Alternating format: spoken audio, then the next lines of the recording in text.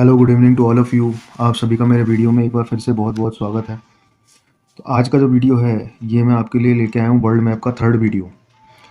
पहला वीडियो था उसके अंदर मैं आपको बता चुका हूँ कि आसियान कंट्रीज़ क्या होती है, और इसके अलावा मैं आपको वर्ल्ड की प्रमुख ऑर्गेनाइजेशन भी बता चुका हूँ। ठीक है, तो आज का जो मेरी क्लास है उसके अंदर मैं आपको आज बताऊँगा कोल्ड वॉर के बारे में। ठीक है, तो चलिए अपन शुरू करते हैं आज की क्लास। तो आप ये देखिए,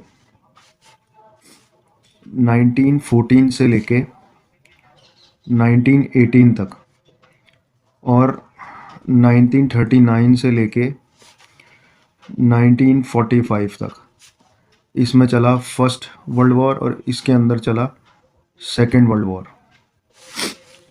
और जो सेकेंड वर्ल्ड वॉर था ना, उसके अंदर जब ये 1945 के अंदर जब ये ख़त्म होने पे आया ना, तो ब्रिटिश इंडिया बहुत कमज़ोर पड़ चुकी थी। और एक प्रमुख कारण इंडिया को छोड़ने का ये भी था कि अब उसके पास इतनी ताकत नहीं थी कि वो इंडिया पे आगे जाके राज कर सके। तो ये तो हुई वर्ल्ड वॉर की बात। ठीक है, अब आप ये देखिए 1945 से 1991 तक चला था कोल्ड वॉर, जिसको हम शीत युद्ध भी कहते हैं। शीत युद्ध, इसको हम शीत युद्ध भी कहते हैं। ठीक है, ये शीत युद्ध जो था, कोल्ड वॉर जो था, ये लड़ा गया था यूएसए और यूएसएसआर के बीच। 91 के पहले रशिया जो था वो यूएसएसआर था। इसके अंदर ये यूक्रेन है, मोल्डोवा है, ठीक है ना, ये सारी कंट्रीज जो हैं ये यूएसएसआर के अंदर आती थी। ये होता था यूएसएसआर। ठीक है, और ये है यूएसए। दुनिया की दो वर्ल्ड पावर हैं और इनकी आपस की लड़ाई, आपस की टसल जो थी, यही है कोल्ड वॉर। ठीक है, अब आप ये देखिए कि इस कोल्ड वॉर के अंदर जो भी देश अमेरिका के साथ गए वो बने first world countries.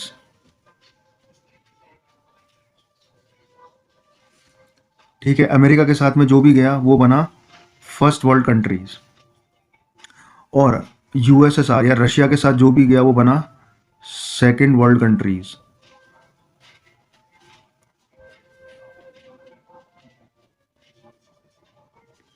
Second world country, America के साथ गया वो फर्स्ट वर्ल्ड कंट्री, यूएसएसआर के साथ गया वो सेकेंड वर्ल्ड कंट्री। अब इसी बीच के अंदर क्या हुआ, 1947 के अंदर इंडिया को मिल गई आज़ादी, इंडिया इंडिपेंडेंस। ठीक है, पर ये जो लड़ाई जो हो रही थी, इसके अंदर दो 2 करोड़ लोग मारे गए।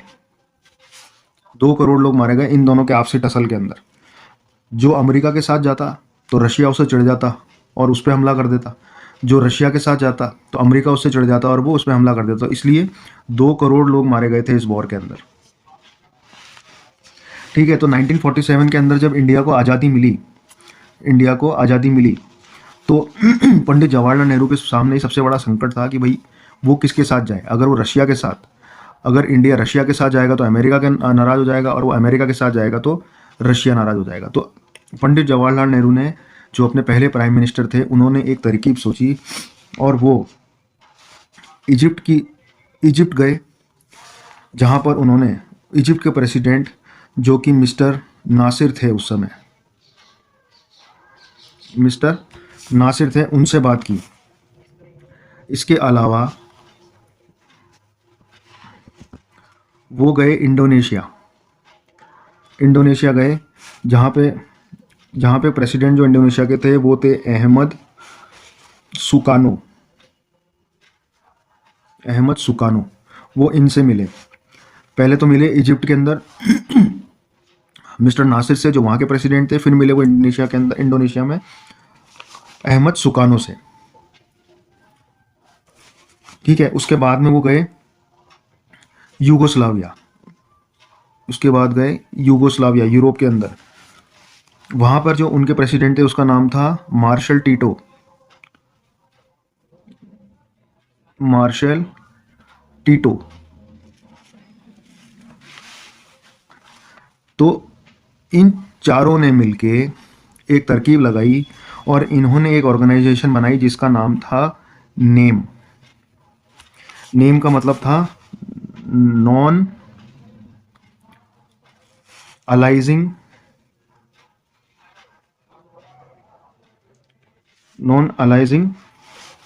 मूवमेंट। इन्होंने एक ऑर्गेनाइजेशन बनाई जिसका नाम था नॉन अलाइजिंग मूवमेंट। मतलब ना मैं इंडिया, ना मैं रशिया की तरफ हूँ और ना मैं अमेरिका की तरफ हूँ, हम लोग एक अलग हैं, न्यूट्रल लोग हैं। और इन्होंने इस मूवमेंट को लेते हुए अपने आप को थर्ड वर्ल्ड कंट्री घोषित कर दिया। थर्ड वर्ल्ड कंट्री घोषित कर दिया, थर्ड वर्ल्ड कंट्रीज। और इन्होंने इसको बोला दक्षिणी दुनिया, यानी साउथ वर्ल्ड या दक्षिणी दुनिया।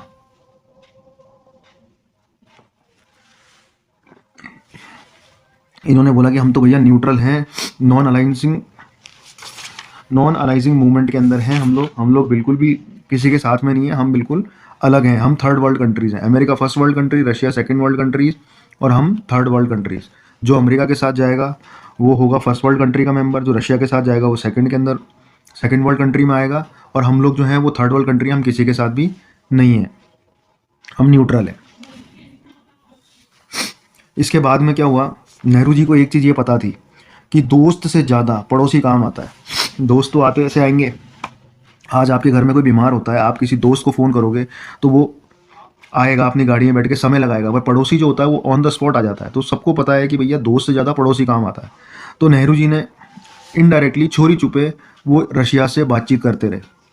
रशिया से उन्होंने अपनी खिचड़ी बनानी शुरू कर दी।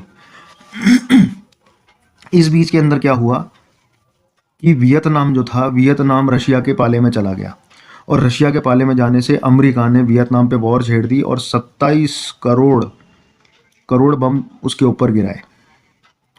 वियतनाम पे अमेरिका ने 27 करोड़ बम गिराए। उसके बावजूद भी इसका जो नतीजा था ना, उसमें यह था कि अमेरिका हार गया।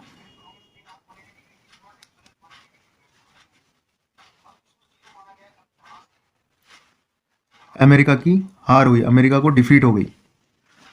ठीक है, इसके बाद में क्या हुआ, वियतनाम के बाद में रशिया की तरफ कोरिया भी चला गया, कोरिया भी चला गया। तो अमेरिका ने कोरिया पे हमला बोल दिया।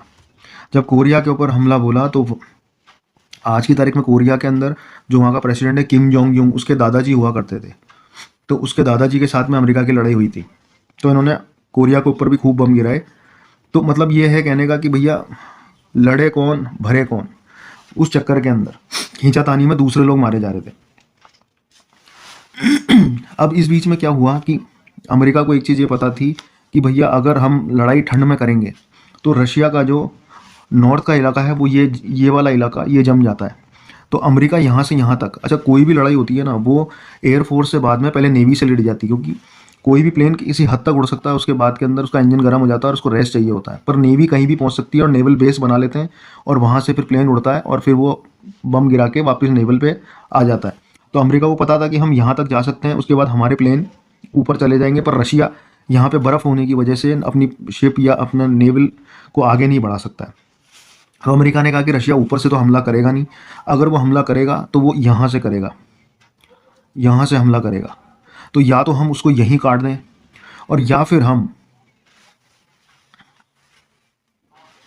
फिर हम श्रीलंका के अंदर अपना बेस बना लें। तो अगर रशिया आएगा तो हम उसको यहीं पे ख़त्म कर देंगे।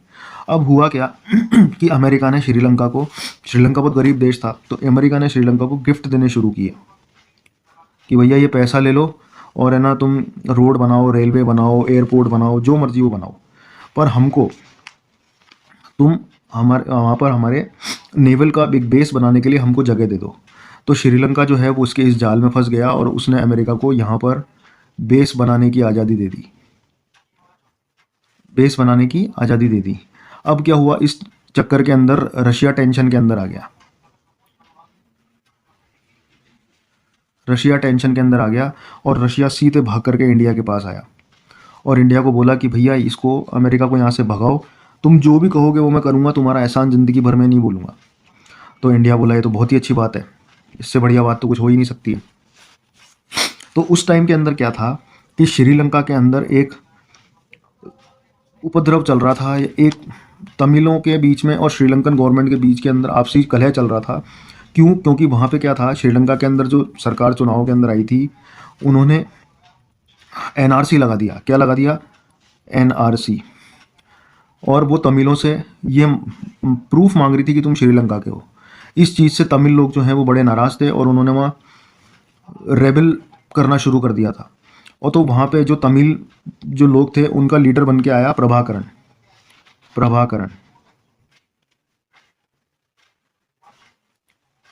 प्रभाकरण प्रभाकरण ने अपनी एक आर्मी बनाई जिसका नाम था लिट्टे, LTTE। इस लिट्टे का फुल फॉर्म क्या था? लिबरेशन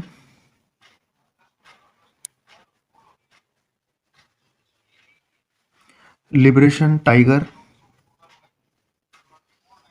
ऑफ तमिल इलम। लिबरेशन टाइगर ऑफ तमिल इलम, इसका नाम था लिट्टे। इसका नाम था लिट्टे।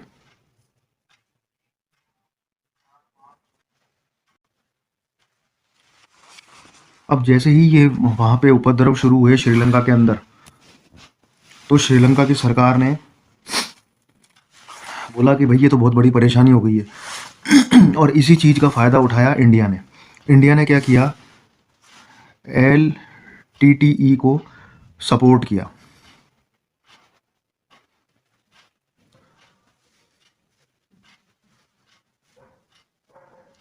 LTTE को क्या किया? सपोर्ट, थोड़ा फाइनेंशियली भी और चोरी छुपे सपोर्ट किया। जब वहाँ पे सपोर्ट किया तो श्रीलंकन गवर्नमेंट जो है वो सत्ते के अंदर आ गई और श्रीलंकन गवर्नमेंट जो है उन्होंने इंडिया से बोला कि भैया आप जो कर रहे हो ये गलत कर रहे हो। तो इंडिया वालों ने कहा कि भैया आपने जो अमेरिका को बेस बनाने के लिए ज़मीन दी है वो भी गलत है।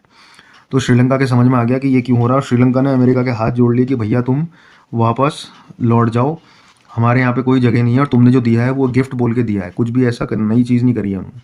उसको भेज दिया वापस।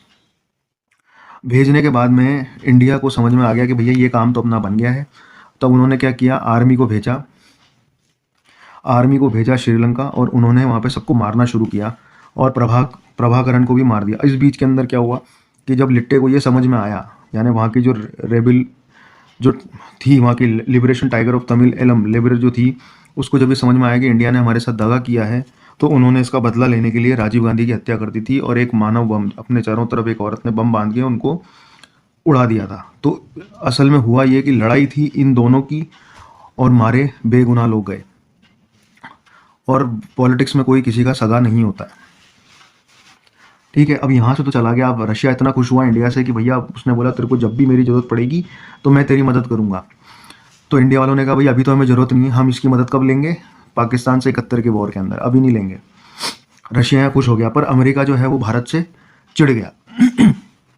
भारत से चिढ़ गया तो अमेरिका ने फिर एक तरकीब लगाई और नेपाल को गिफ्ट देना शुरू किया। नेपाल को गिफ्ट देना शुरू किया और नेपाल को बोला कि भाई हमको बेस बनाने दो,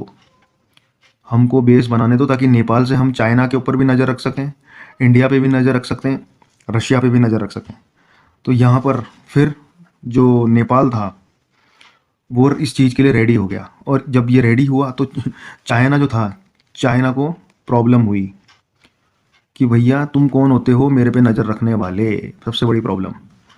तो चाइना ने क्या किया? उस समय जो चाइना के प्रेसिडेंट थे उसका नाम था माओ जेडेंग। तो माओ जेडेंग ने क्या किया कि वहाँ पर इन्फिल्ट्रेट कराया, माओ लोगों को वहाँ घुसाया आतंकवादी बना के, और उन्होंने वहाँ पे कत्लेआम शुरू कर दिया। कहाँ? नेपाल में कत्लेआम शुरू कर दिया। तो नेपाल को जब ये समझ में आया कि भैया ये कत्लेआम हो रहा है, तो चीन ने बोला कि भैया इसको रवाना करो यहाँ से, अमेरिका को। तो नेपाल ने उसको बोला, अमेरिका को, भैया तू जा यहाँ से, नहीं तो ये हालत ख़राब होने वाली है। मेरे देश की हालत ख़राब हो जाएगी, तुम जाओ। तो यहाँ से अमेरिका फिर उठ के वापस चला गया। पर जो श्रीलंका के अंदर जो इंडिया ने किया था कि भाई एलटीटीई को फाइनेंशियल और दूसरा सपोर्ट किया था, तो एलटीटीई को ख़त्म करने के लिए भी आर्मी भेजी थी। ठीक है ना। अब एलटीटीई चाहती क्या थी, ये भी मैं आपको बता देता हूँ। एलटीटीई चाहती थी कि ऊपर का ये पूरा हिस्सा जो है, इसको ये अलग देश बना दें जाफना के नाम से, जिसके अंदर केवल तमिल रहेंगे, और नीचे का हिस्सा हो जाएगा श्रीलंका। इनकी अलग, इस लिट्टे की अलग आर्मी भी थी, इनकी अलग एयरफोर्स भी थी। बताइए आप, इतना इन्होंने अपने आप को डेवलप कर लिया था। पर इंडिया ने इसको ख़त्म करके श्रीलंका को बचा भी लिया था। पर जब ये चाइना की बारी आई, तो चाइना ने इसको छोड़ दिया कि बोले अब जो होता है अमेरिका तो चला गया, अपने को क्या लेना देना है। तो अब ये जो दिक्कत है ना, ये आज की तारीख के अंदर नेपाल से निकल के इंडिया के नॉर्थ ईस्ट के अंदर भी फैल गई है, और इसको बोलते हैं नक्सलिट। नक्सलिट जो प्रॉब्लम है, ये माओ के टाइम की है, और ये अभी तक इंडिया के अंदर बदस्तूर जारी है, और यहाँ पे आर्मी वाले नक्सलिट से लड़ते रहते हैं। तो चाइना ने एक ये बहुत बड़ी प्रॉब्लम यहाँ पे खड़ी कर दी है। तो आप ये देखिए कि भाई कोल्ड वॉर जो हुआ था ना इन दोनों के बीच के अंदर, उसके अंदर एंड ये हुआ कि यूएसएसआर के टुकड़े हो गए, और सबसे बड़ा देश उसमें से रशिया निकला। यानी एक तरीके से देखा जाए ना, तो अमेरिका ने रशिया के टुकड़े करवा ही दिए। तो ये था कोल्ड वॉर। कोल्ड वॉर चला था 1991 तक। तो भाई ये मेरा आज की क्लास थी। मैं आपको बताना चाहता था कि कोल्ड वॉर क्या है, किसने किस पे क्या किया। तो मेरे ऐसे ही वीडियोस के लिए आप मेरे चैनल को लाइक शेयर सब्सक्राइब जरूर करें, बेल आइकन की घंटी ज़रूर बजाएं, नहीं तो इसके बिना आपको मेरे नए वीडियो के नोटिफिकेशन नहीं मिलेंगे। तो मैं फिर से एक और मैप क्लास लेकर आपके सामने जल्द हाजिर हूँगा। जब तक के लिए जय हिंद।